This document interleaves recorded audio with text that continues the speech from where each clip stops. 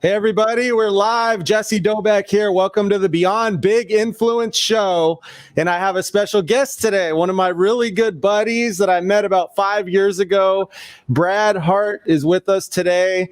And Brad has a lot of experience as an entrepreneur over 20 years. We're going to get in. You're going to hear his story in just a second. We're going to talk about that. He's worked with some huge influencers out there, people like Tony Robbins, Dean Graziosi. He's got his own mastermind. He's been doing things all over the world. We'll let him talk about that, but he's been influencing people. So if you're out there right now and you're tuning in from somewhere outside of the US, I mean, me and him, we're in San Diego, but if you're outside of where we're at, make sure you drop a comment. Make sure you like this. Make sure you share this out, because this is going to be a very inspirational story. Now, when I have people on here, I have them on for a reason on the show, Brad, and we're really excited to dig in. And, you know, if there's anything off limits, let me know, but I'm going to dive in a little bit to who you are, pull some things out of you, maybe that you've never shared before, and push myself to the limits here today on the show. So if that's cool with you, we're going to rock and roll. Yeah. Thanks everybody for listening. I'm so grateful, everybody listening around the world, to be here and to share my story and to share hopefully some things that'll be useful for you right away. Absolutely.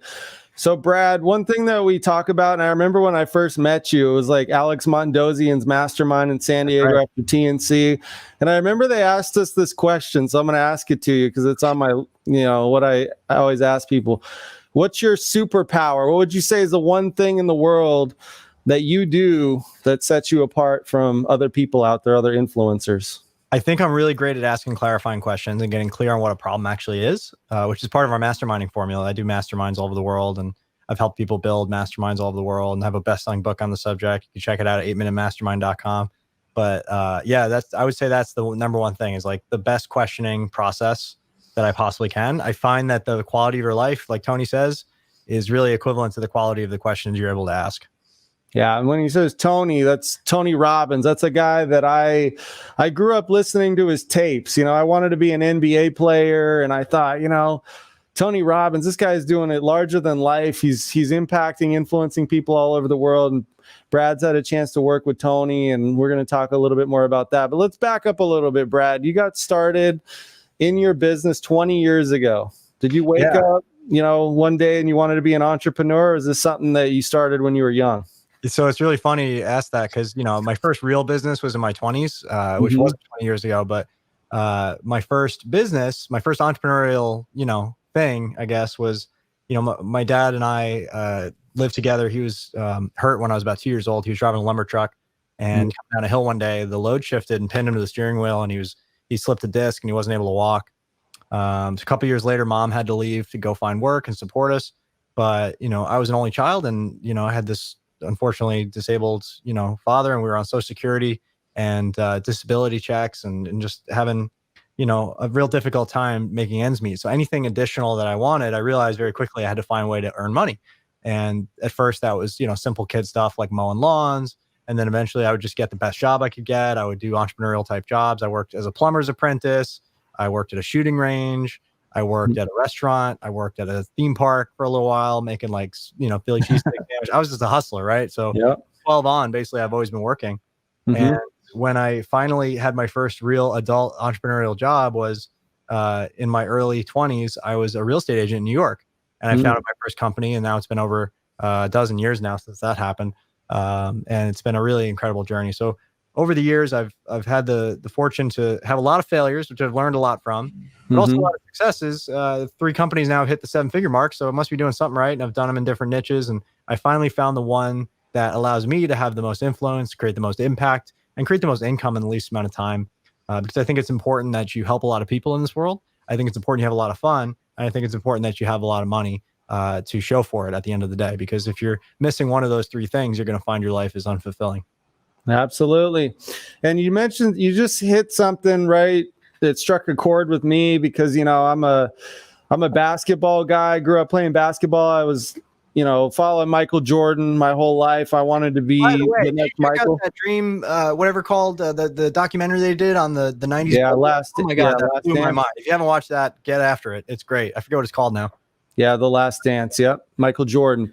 So I grew up, following Jordan, and he was an inspiration to me in my life. And he did crazy stuff in his career, got to the top of the game, but he always talks about he failed because he wasn't afraid to take that game-winning shot. He wasn't afraid of the big moment, but he failed more than anybody else, but he wasn't afraid to do it. And he also succeeded more than anybody else because he was in the position more, got comfortable being uncomfortable. So you mentioned, you had some failures. You also had some big successes. We're going to get into that. But what's one failure that sticks out that you did have in your life that you overcame? My first info products business, I lost $40-something thousand, maybe 50 grand. Yeah. It was not a bad idea. It was find your New York City apartment, because I was a real estate agent and I was helping people find apartments. It's very expensive. If you've never tried to find real estate in New York City, you have to pay these exorbitant broker fees, and it's a nightmare. And all the landlords, you basically use this free labor pool that you have to pay for as the tenant. And it's a very backwards thing because there's a lot of demand for real estate. Well, maybe not right now, but generally there is. I don't feel like New York's going anywhere long term. So it should continue to remain high. But anyway, so I make this course and I buy this domain and I build this website and I write all the copy and I do a test on Craigslist. And I'm like, this is going to be great. Tens of thousands of people are going to buy this thing. I'm going to price it at $200. And I launch it. And then Craigslist shuts me down for the first time after I'd already invested all this money. Right. And then, I tried everything. And I ended up flying out to San Francisco with my friend and assistant at the time, showing up at the Craigslist headquarters, which is just a house, by the way. And like with a box of donuts and a thing of coffee, being like, I can work this out. I can make this happen. And they like called the cops on me. They were ready to kick me out because they didn't want visitors. Anyway, it was very strange. So I came to realize, in retrospect, that I was directly competing with the people who pay them the most money, right? I was directly competing with their bread and butter, which is real estate agents buying, 10, 15, 20 ads a day, which were $10 a pop at that point. And then there's thousands of them around New York City to feed into this machine. And no matter how much money I could spend on that same traffic, they wouldn't give it to me. They would keep shutting me down for no really good reason. I didn't even know, like it wouldn't even give me a real answer as far as the terms of service I was breaking. But that was a very frustrating experience. So I had to shutter that because I went to like Google ads. There weren't even Facebook ads at the time, I don't believe. How long ago was this? Like 2011, I want to say. Okay. It was pretty early on. And when I went to Google ads, now I'm competing for $8 clicks with like Corcoran and these big real estate firms that can easily pay that because they're getting, tens of thousands of dollars or sometimes six figures on a commission. So I didn't know what I didn't know. And, here I am. I had this $200 product. I didn't know how to market it for more. I didn't know how to create webinars. I didn't know any of the stuff that we know today. We take it for granted that all this stuff is available to you. But like, I didn't know about webinars and how to sell webinars until Lewis Howes showed us 5 years ago or 6 years ago. Right. So like, you learn, you live, you grow. And one of the other things I learned is that you test things rigorously with low money invested or as little money invested as possible before you try to scale them. Right. You got to nail it before you scale it. You got to get real people to pay you for it before you even build it, ideally. So that's how we teach people now. And that was a huge lesson that I learned. Yeah, that's amazing. When you get it, you're back up against the wall and things are tough, like Michael Jordan, he didn't make his sophomore team. And I always say, I made my sophomore team and that probably made me soft. And those failures, would you say that made you tougher and persevere more? And especially you're in New York City doing real estate there. During the worst possible time, 2008 to 2010, right after the financial collapse. That made me really tough. I had awesome mentors. I had people like Bruno and Noah who were willing to take a shot on me. They had built one of the biggest top 10 real estate firms in New York in like 4 years. They had 500 agents and 6 offices, and they just kept pouring into me and giving me great mentorship and training. And I was learning how to market and how to sell and how to negotiate with these big landlords and how to figure out deals and make things work that were challenging, but really engaging. But I was also letting my health fall apart. I was partying all the time. I was 24 years old at that point, and I was 30 pounds overweight. And that all changed when I went to visit my mom on Mother's Day one day. I'm on the train out to Long Island, and I get a phone call from the police officer saying my dad had been found dead. So here I am now. I'm 24, and I'd been working really hard. I'd saved some money, but I realized at that moment, like, I got to make a change. Life's not guaranteed. And when I lost my dad, that really put me in a different direction. I'd always wanted to go into finance, and I finally started looking at that, and eventually ended up joining my first mastermind that same year. on the behest of a man named Tim Ferriss, who I spent 10 days with Africa in Africa with. So I'm with Tim on this little island called Lamu Island. And I don't know how long you want to go, but like I tell the whole story, or you can tell me to truncate it. It's fine. Yeah, you're good. Tim told me, hey, do you want to go to North Korea? And I'm like, North Korea? Why would I want to go to North Korea? He's like, oh, I think it would be good for you. My friend's running a trip there. It's a mastermind group. I'm like, what the hell's a mastermind group? he didn't really have a good explanation. I'm like, are you going to North Korea? He's like, nope. I'm like, why do I want to go to North Korea? I think it'd be good for you. I'm like, I'm going to skip on the whole third world dictatorship thing for now. Yeah. But I came back to America. I got malaria and a bunch of other crazy things happened on that trip. But I got malaria? Yeah. Oh yeah. It was brutal. Don't get malaria if you can help it. It sucks. I'll try not to. Yeah. So I'm back in New York and I get an email from Neil Strauss saying, hey, we just got back from North Korea. And I put 2 and 2 together because they're friends. And I called up and I'm like, hey man, how was this trip? Because I'd met him, a couple of years ago. So I'm talking to the guy that was running this mastermind, Neil. And I'm like, how do I join this? I want to be a part of it. So I was like the 55th member. And in 4 years, they built it to 1,700 members with local chapters all over the world and online virtual membership to like $4.5 million in revenue. It was absurd how fast it grew. It was just the right thing at the right time for the right set of people. And that was my first real experience with masterminding, which led me to starting my first hedge fund. It led me to making changes in my body, changes in my health, changes in my peer group, my social structure. I had one guy who reached out to me as a result of that. We used to do these quarterly intensives. So we'd go for like 3, 4, 5 days, learn about something specific.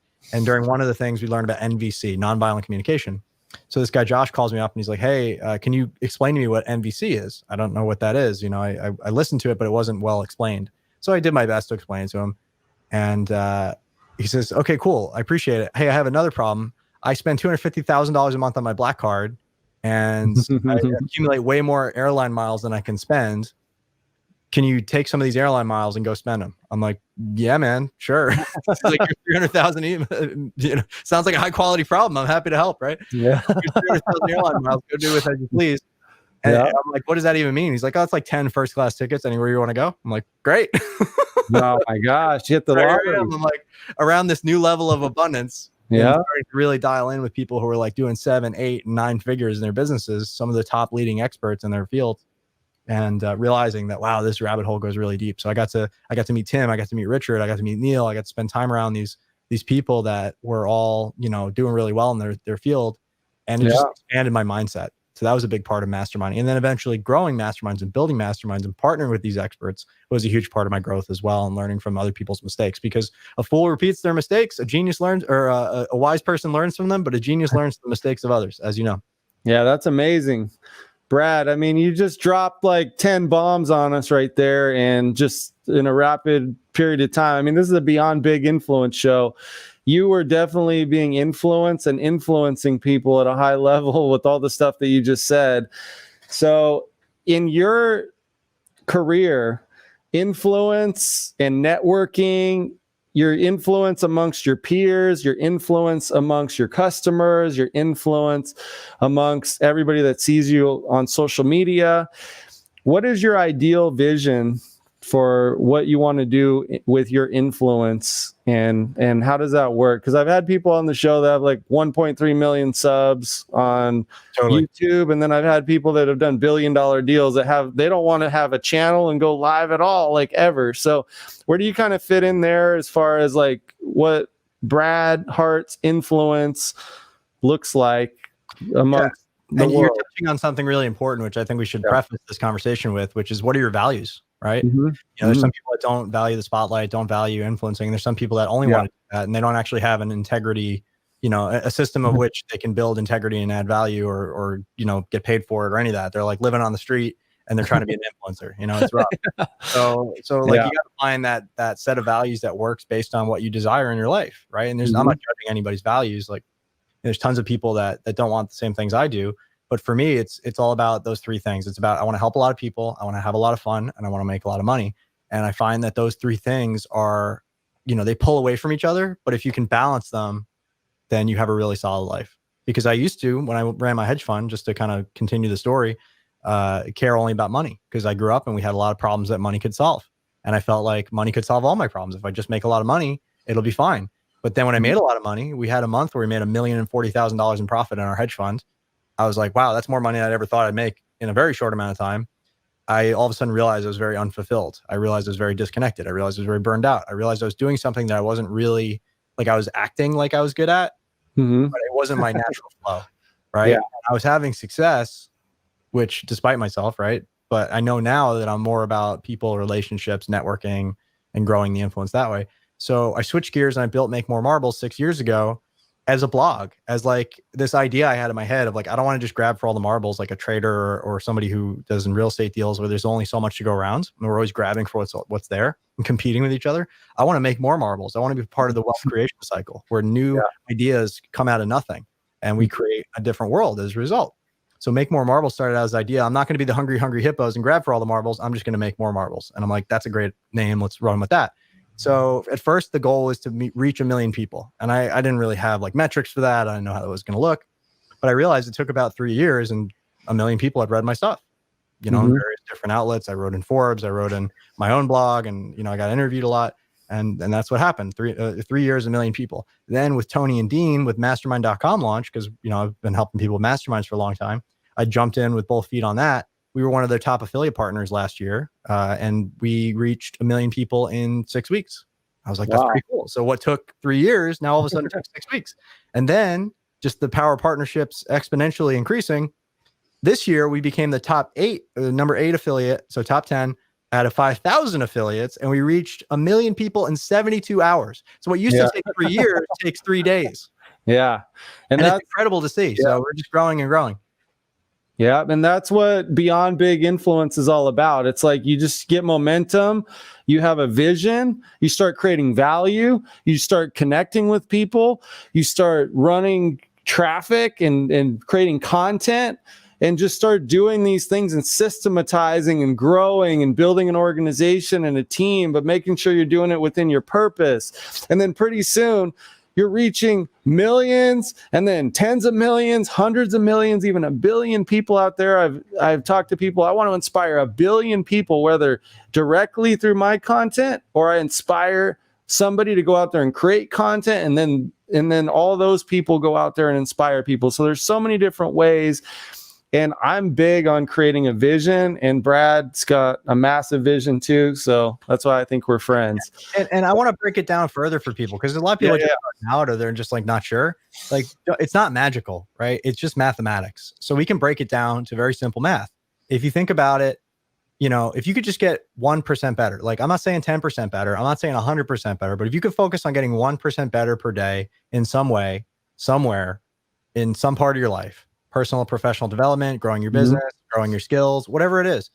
1% doesn't seem like a lot, but, and after a year, you'd be like, oh, that's 365%, right? 365 days. It's not, it's actually compounding, right? It's 1.01 to the 365th power, which is actually 3,778% better. So you're 38 times better than where you started on day one. And 1% keeps compounding. If you just focus on 1%, 1% for me now is tens of thousands of dollars, right? 1% for Tony Robbins is millions of dollars. 1% for a billionaire is millions and millions of dollars. Look at guys like Elon Musk, who just became the 3rd richest person in the world in a matter of weeks. Because of the compounding effort of his success over time. And that's just based on his Tesla stock, not even to mention SpaceX and everything else he's got going on. So if you start now, in a decade or two, you'll be way further along. But if you don't start, you'll never get there, certainly. So just focus on 1%, and it's inevitable. It's mathematics. You'll eventually get there. Yeah, Brad, all that stuff is amazing. You're talking about a lot of success, and you've achieved a tremendous level of success in your career already at a young age. And I know a lot of people that you work with and that you've impacted their lives have achieved a lot of success. But during that process, there are certain things that are not so easy that, you know, you've struggled with, I'm sure, to get to that point. So, you know, what are some of those things that you've had to overcome to get here? I know we talked about that before, but during that process, it's the wounds, right? Everybody, you can't go through life without being a little traumatized by stuff that happens, right? People die, you get sick, you get hurt, people let you down, people, you know. But if you take the story, if you make the meaning of I'm not good enough, I don't belong, I don't whatever, or I'm not enough, you're always going to live in that story. And if you start recognizing that things that happen that you have no control over, You can create any meaning you want, and the meaning is what makes the difference. You can create a more empowering story. Like maybe everything that I'm challenged by is helping me grow into the person who can have the things I want and need and desire and create the impact I want to create and and have the influence I want to have. Right. But if you never start, or if you always play the victim, Gay Hendricks wrote a great book called Living Consciously, or The Art of Conscious Living, or something to that effect. And he uses a lot of Stoic principles, and he wrote that Upper Limit book. I think it's called The Big Leap. He's got like 40 books, but these are the two I've checked out recently. The main premise is like people are racing to be the victim. They're like fighting as hard as they can to maintain their story of how they're a victim in whatever it is in life, whatever that happened to them that precludes them from having what they want in life. When if they just took the same event and made a different story about it and then acted from that place, they would have way more success, way quicker, and they would get their failures out of the way. They would learn quicker, and they would get to where they want to be. Because everything in your life, and hear me now, everything in your life that you have, you need to be 100% responsible for, because you created it. Every single thing. Yeah, I love that. And take ownership. That's it. There's a lot of things out there. I mean, Brad's been through a lot of challenges to get where he's at. He's learned, he's persevered, he just keeps pushing. And then pretty soon those things start turning into wins and start compounding and manifesting and growing into new partnerships and new opportunities and new relationships. So if you're out there struggling, which most people are, that's why I'm going back to that. I know we're talking about a lot of success, and some people are probably out there like rolling their eyes or saying, yeah, okay, you're making it sound so easy, yeah, whatever, and it sounds like hype. Well, there is a lot of struggle involved. I know Brad's a very hardworking individual. He's been through a lot of stuff in his life. Some stuff has probably traumatized him in some ways. Some things have just challenged him. So he's inspired. And he's also recognizing the things that are occurring, and then that just starts going to the next level and the next level and the next level. So if you're out there and you're struggling, you just got to plug into somebody or something or a system, or find yourself, or get inspired and find your path, find your niche, and make it happen. And motivation, guys, it comes and goes. It's like showering. You gotta motivate yourself daily. So whatever you're consuming now, consider consuming less if it's not giving you the results that you want, and consuming more of inspiring things, books, audiobooks. I mean, Audible at this point, I just checked Audible recently, and they're trying to be like the Netflix of audiobooks. So just with an Audible subscription, which is the same as a Netflix subscription, you can get access to some of the greatest books that have ever been written in audiobook form for free right now. Everything that's public domain is now on Audible for the most part. So you can listen to the stories, you can listen to the classics, you can listen to fiction, nonfiction, biographies, stuff that will help you along your journey. And I love reading ancient stuff, like Roman time stuff. You think we have it hard now? You think the world's messed up now? Try ancient Rome for size. Yeah. When people like where you weren't considered, above the poverty line if you didn't own at least one slave. That was how life was back then. Or, you had to go fight to survive in the streets, and, plagues would come and massacre everybody, or barbarians would come and sack the city and rape and pillage and all this crazy stuff. Like just how far we've come in a short amount of time. That's a couple thousand years. I think we have a lot farther to go. Don't get me wrong, but your life as you live in 2020 is way better than you realize. Even the pandemic that we're going through currently, which sucks, and my grandmother died of COVID, and I get it, is not nearly as bad as what my other grandmother went through when she was 7 years old. The Spanish influenza killed 650,000 Americans when there weren't that many Americans back then. Yeah.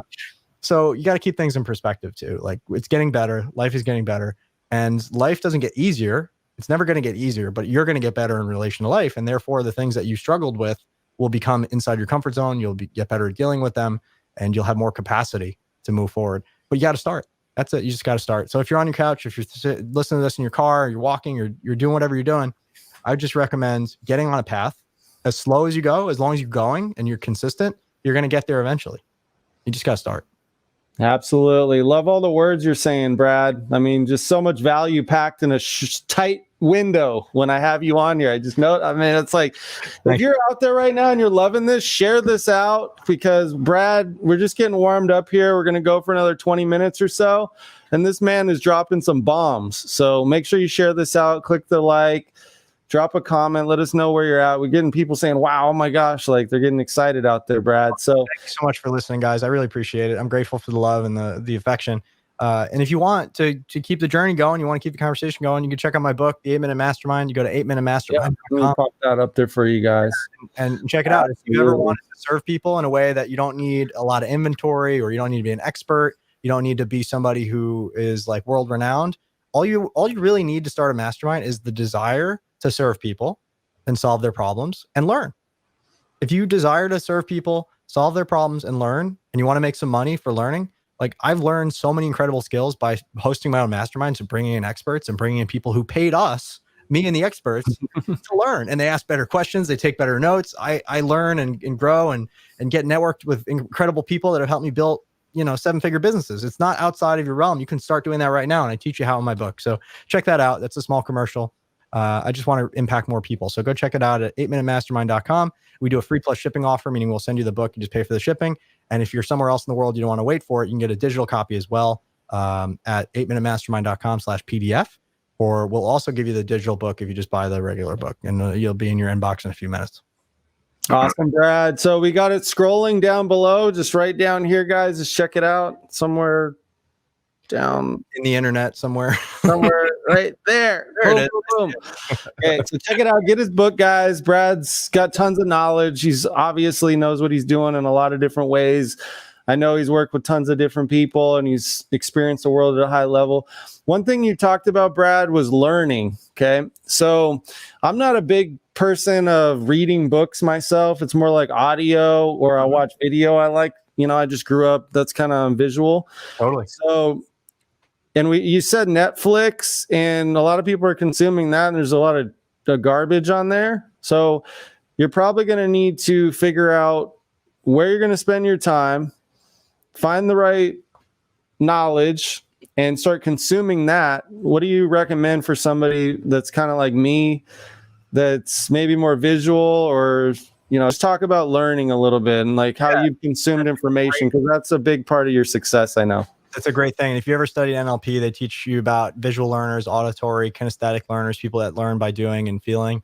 And they're all valid. You just need to know which one you are, and then you can get yourself more engaged. Like audio, for me, I have to really focus on audio. It doesn't just seep into my brain. I like to have I take a lot of notes when I listen to books too, which helps me, because if I see it, even if I never read those notes again, it's in my brain for whatever reason. It's there. So I know that about myself, and therefore I tend towards the audio or the video. I also love YouTube videos, but I know YouTube is a freaking rabbit hole. And every time I go on YouTube, hours later, and what the hell happened to my life? So I don't go out there that much. You got to be careful. Yeah. Without an intention. Right. So that's important when you're going on these platforms, make sure you have an intention. But I love audiobooks because they allow me to read, but I'm not actually physically focused on the book. So I would recommend finding how you learn first, then finding a medium. There's tons of great mediums to bring in information that's not going to get you squirreled out down another rabbit hole of cat videos or whatever the hell else is out there. You can easily waste a lot of time. And I'm not like against being entertained. I just say, get your priorities out of the way first, and then reward yourself with the entertainment, right? And it doesn't have to be 100 priorities. If there's 100 priorities, there's no priorities, right? So I would say 3 things to 5 things tops on an index card each day will help you move that 1% forward. And these things will get bigger and bigger and bigger, higher impact, higher income as you go, and you'll get better at delegating as well. So I'd make an index card at the end of every day of what I'm going to knock out the next day. My team's on board, my assistants, my VAs, everybody's on board, and we're all pushing forward in the same direction with the goal of getting 3 to 5 things knocked out per day. And then if we get them knocked out in 2 hours, we're done. If we get them knocked out in 6 hours, then we're done, right? If it takes a long time, it takes a long time. We prioritize better next time.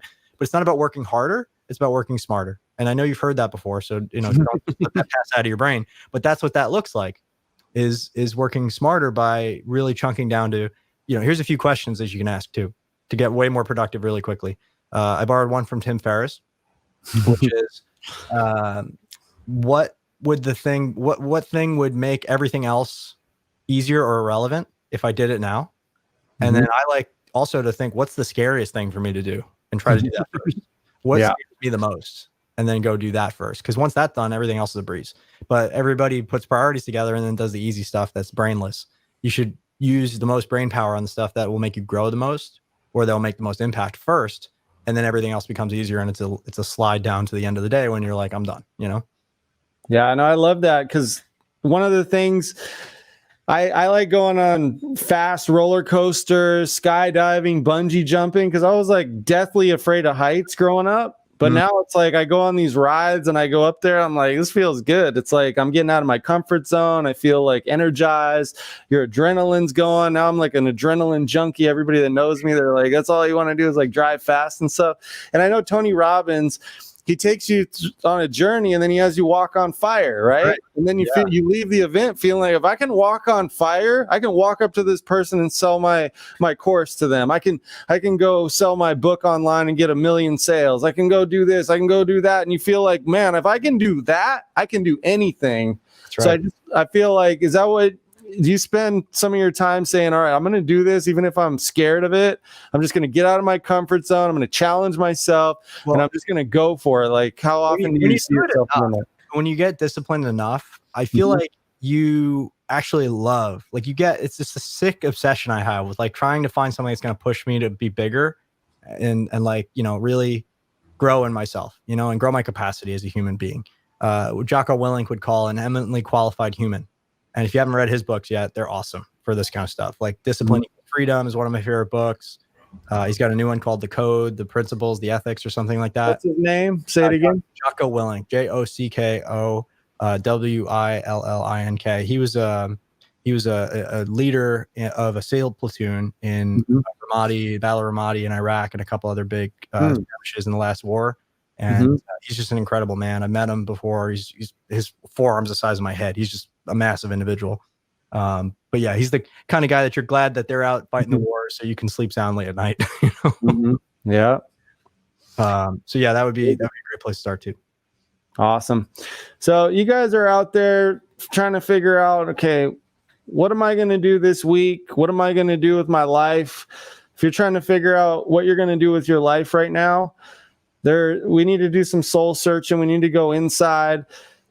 Brad, how much of this is like personal growth and development would you relate to your success? It's a lot of it. I mean, everything you're doing every day, and this is like an easy question for me, because everything you're doing every day should be on the track of, I'm getting 1% better, right? Somewhere in my life.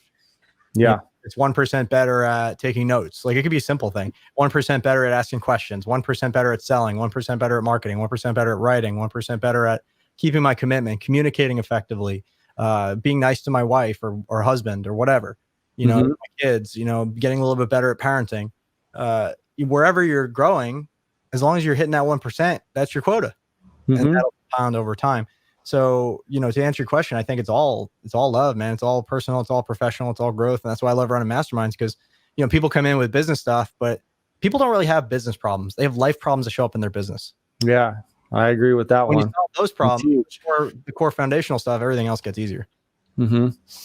Amazing knowledge you're dropping, Brad. I mean, people out there right now, this is a tough time we're going through in the world, but at the same time, there's a lot of opportunities. When there's chaos, when there's things going on that are difficult, those are the opportunities where we can go and help solve problems.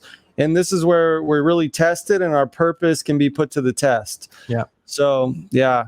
And people need leadership now more than ever. And to be a leader, all you have to do is step up and say, I'll go first. That's it. Yeah. Say, I'll go first. And even if you fail, you're still led. Yeah. I love that.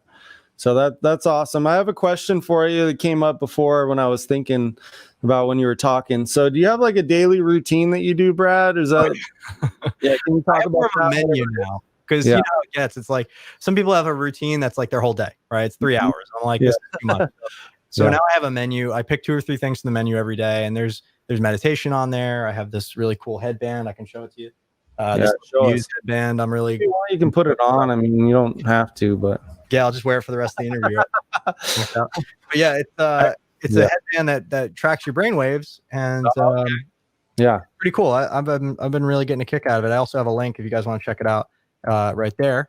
And the I couldn't meditate before. Like, this was the game changer for me. I got the Aura ring, which helped me with my sleep, and I saw how much it improved and how diligent I was about like testing things and like, oh, what if I don't eat before bed, or what if I drink more water or less water? Or what if I, take a shower before bed? Or what if I take a cold shower in the morning? What if I, take this supplement? And then seeing how much my sleep improved, I'm like, what if I could do that for meditation? So when Alex Sharfin told me about this Muse headband, I was all into it. I'm like, this is great.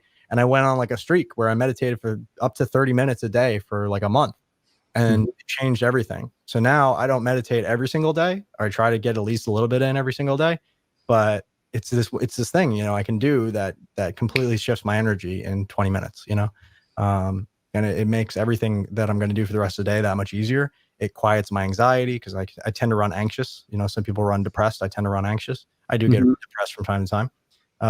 But if you have these kind of touchstones in your life that you can go back to when you're not feeling 100%, exercise is a huge one for me. I work out 7 days a week. And, I like to switch up my workouts too. So like since COVID happened and all the gyms shut down, like 24 Hour Fitness has gone bankrupt, and it was down the street for me. So now I'm doing all my workouts at home. I did the Seal Fit Challenge. I'm doing Beachbody now. I did F45 for a little while. It's just having those things that are consistent and you never miss. And then having the things that you can kind of flex and flow on, more like a self-care menu, if you will. I'm going to do 1 or 2 or 3 of these things every day. As long as you do something, I think that's solid. And if you're in a great state, get right after it. If you're not in a great state, you know how to shift your emotional state just like that, because you have your menu.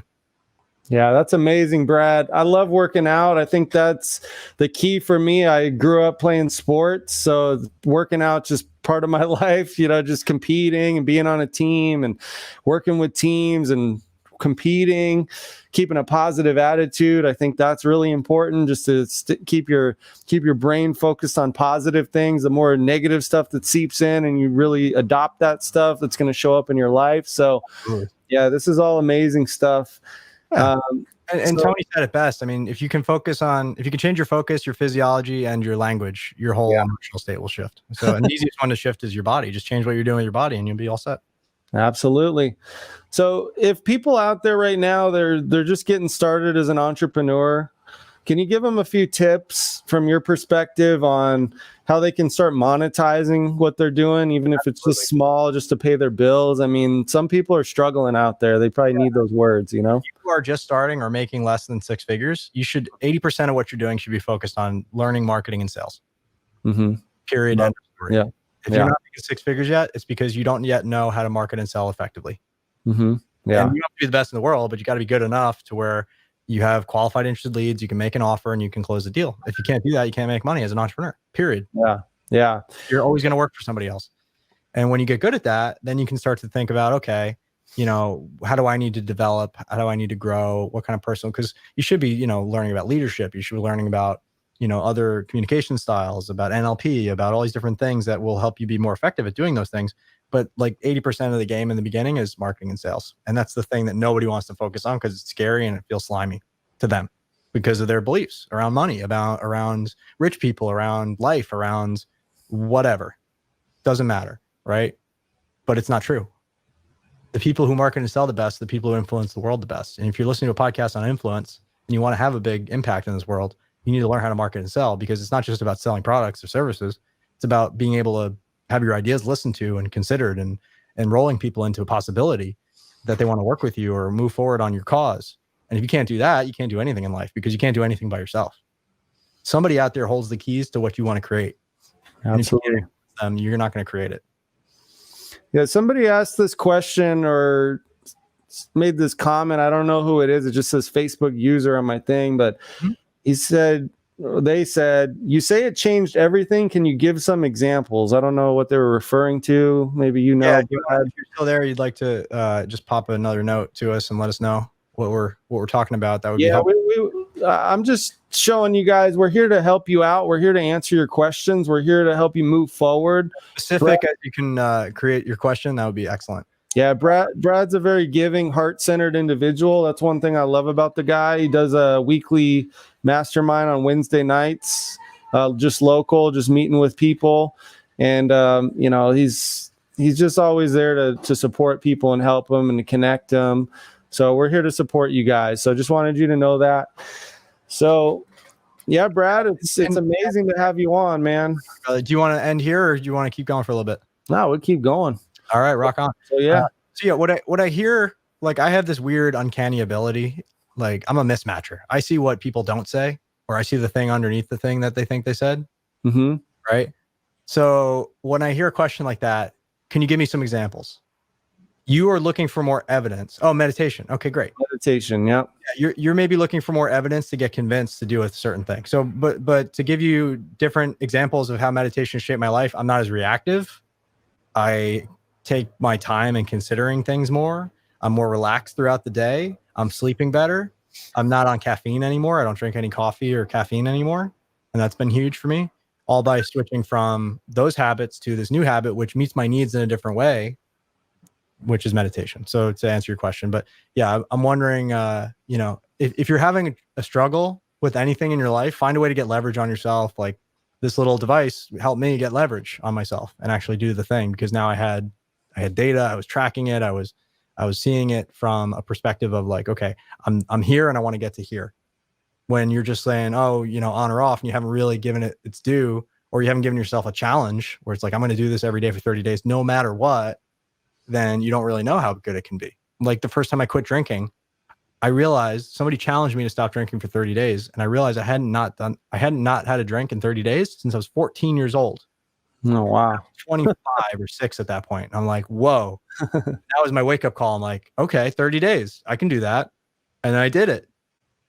And, I'm not saying everybody can do that. There's actual alcoholics out there that are like, oh man, I would die if I had the DTs or whatever. I'm not talking about that. But if you're like a casual drinker and you haven't taken 30 days off drinking, you have no idea what it feels like to go that for 30 days. And now it's been years and years, and my life has never been the same. I have more energy. I don't have hangovers anymore. I'm hanging out around different people. I'm more productive. I'm making more money. Like there's so much to it. It's like especially with regard to earning money. Everybody has an alma mater when it comes to earning money. It's called UNK. It's the University of Not Knowing. There are the things that you don't know that you don't know. Mm-hmm. And you're writing a check to this university every year for the tuition, which is the difference between what you should be making and what you are making. Yeah. You're supposed to be making $1 million and you make 100,000. You're writing a big old check to UNK, your alma mater, for $900,000 a year. Yeah. So what's going to have to shift for you to really live up to your potential? And I'm not just saying money, but impact, right? Because impact, you can't really track that as much. It's harder to track that, but you can track dollars, and dollars equal impact, unless you're stealing or doing something illegal. But generally, if you're offering goods and services that help people and benefit people, and you're making money that way, then the more you earn, the more impact you're having, and it's helping people. Awesome, man. That's all great information. I feel like Brad's full of a lot of tactical things that can make a shift happen. And he's talked about his secret sauce for like every aspect of his life. The one thing that we haven't talked too much about, and you mentioned the most important thing, is your ability to make sales, your ability to do marketing and to make sales.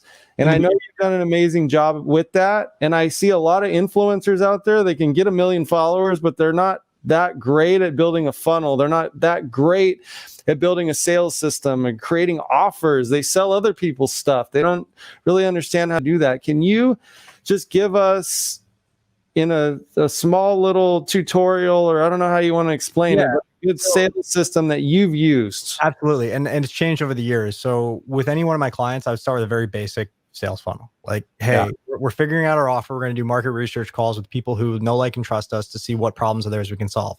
We do as many as we need to get clear on 3 problems, right? And we put our offer together and we come up with features and we tie them to benefits, emotionally or otherwise, that people need and want in order to do that. And this could be a product or a service, right? You want to focus on the benefit.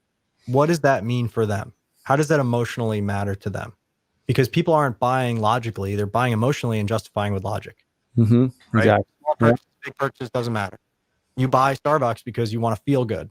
You buy Apple products because you want to feel a certain way. You get a hit of serotonin because you feel like you're making it in life. You have this cool new iPhone, right?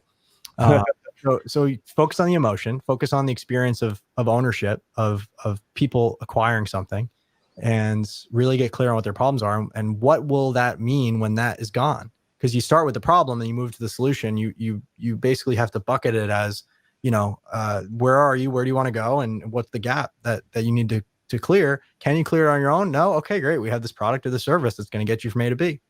And that's it. That's sales. That's all it is. And there's a lot more to it than that, certainly. But that's the basic goalposts, if you will, of what selling is. So, that's a very basic funnel, is market research to a sales call to a close. A more elaborate funnel you can check out at the link. It's 8minutemastermind.com. We have free stuff. We have books. We have upsells. We have downsells. We have webinars. We have all kinds of cool stuff going on in the background because people are at different places. And I'm sending lots of traffic through this funnels, lots of people who want to learn this stuff. And some of them are just starting out. Some of them don't know, like, and trust me. They've never heard of me before. And they might consider looking at some free stuff or buying a book, which is low cost. Right. And then some people are like, I know, like, and trust you enough, or I really want to work with the expert. And I agree that you're the expert. I want to work with you, and they buy our top stuff. So we need different ways to interact with different people. So when you get really sophisticated in marketing, you have different offers for different people based on where they're at in different parts of their journey. So I'm just giving a basic example and a very advanced example because I want to show you, like, there's different levels to this game. So start at level 1 and work your way up. Yeah. I think it comes down to give an amazing amount of value.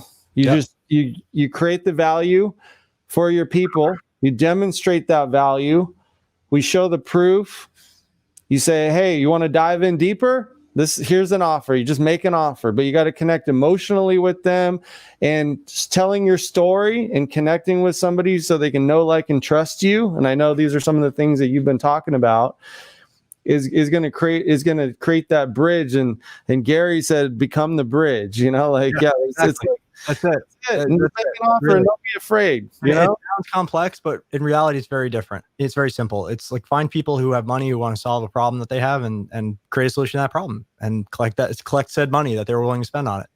And, on the demand curve, there's a million people that'll pay $1 for something, and, one person will pay $1 million for something. Find that sweet spot where you have enough customers to sustain your business, and it doesn't cost you an arm and a leg to find them. Yeah. Money. I always say too, Brad, find people that believe in themselves because they'll invest in themselves. That's right. People that want you to win just as bad as you want to win, because if they want you to win, they're going to help you and not just retract from you.